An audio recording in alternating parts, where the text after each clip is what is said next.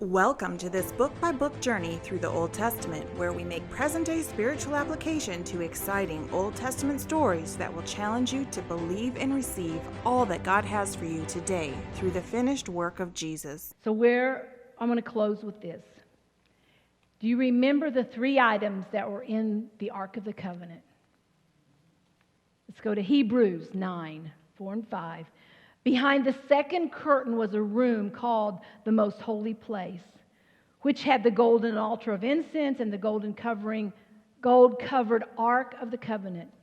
The Ark contained the jar of manna, gold jar of manna, Aaron's staff that had budded, and the stone tablets of the covenant.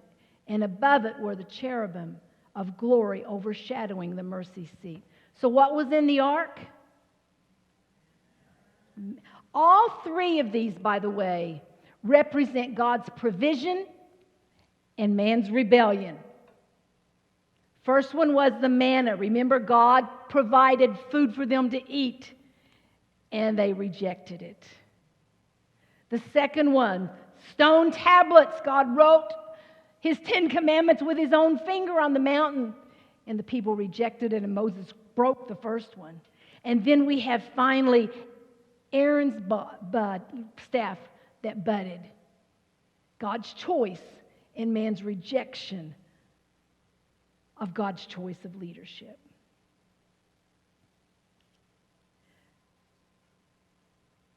He said, put these three items of rebellion in the ark.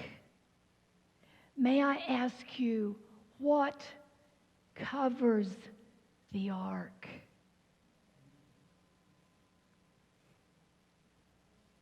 The mercy seat.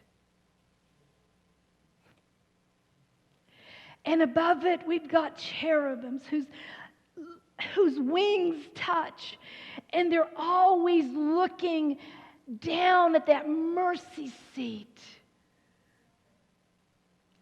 The high priest would come in year after year on the Day of Atonement and sprinkle blood on the mercy seat with the sacrificial lamb to atone for the sins of the people.